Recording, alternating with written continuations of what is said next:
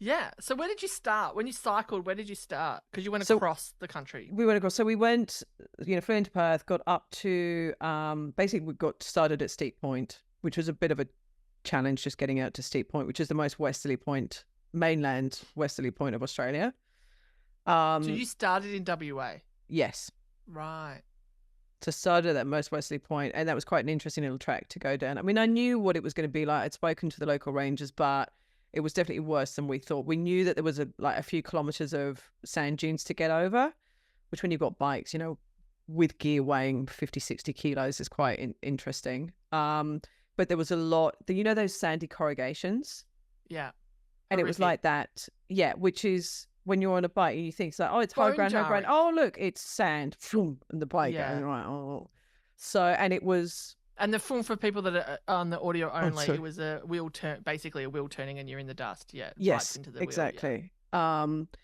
And we did this. It was March to May, so coming into autumn, and hadn't expected it to be, as we're getting like unseasonal weather conditions.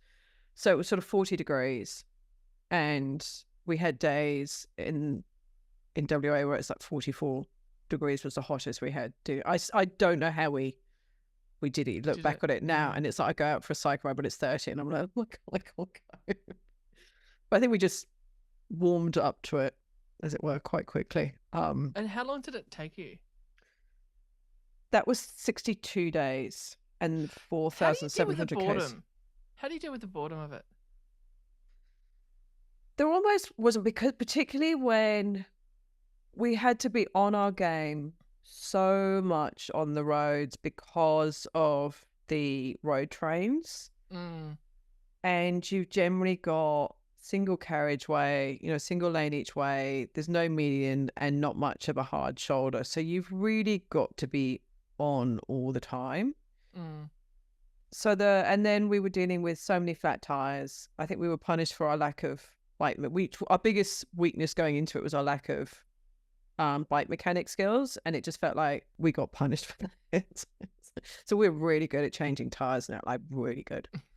We changed so many. We ran out of by the time we got to the bitumen from Steep Point, we ran out of inner tires.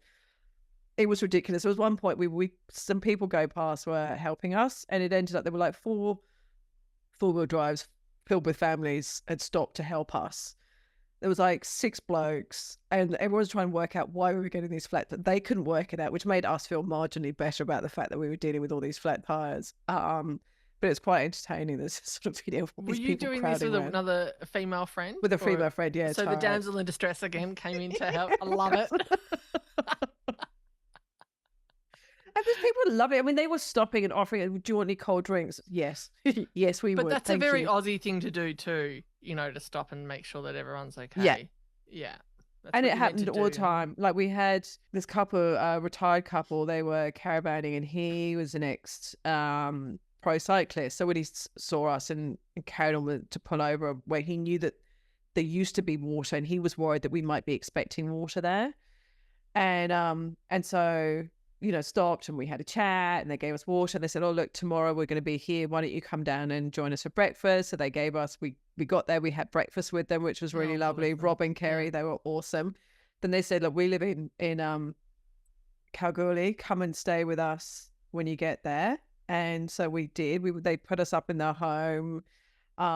They paid for us to have a float tank session. They paid for us to go and organize a helicopter ride over Super Pit, like the massive pit in Wow. Kalgoorlie. Yeah. They were extraordinary. And then when we had real issues going across the Nullarbor again, we were still having problems with tires and inners. And they unasked they drove and brought us tires, 1,200-kilometer round trip to bring us tires. It's like that level of kindness Kindness and strangers. generosity Yeah. and thoughtfulness was just, it blew us away. And it's one of the greatest things about doing these trips is exposing, because you expose yourself where you kind of rely on the kindness of strangers, or you at least open yourself up to it, and you get to experience it, which you just don't in daily life, where it's like, go to work and doing your normal routine.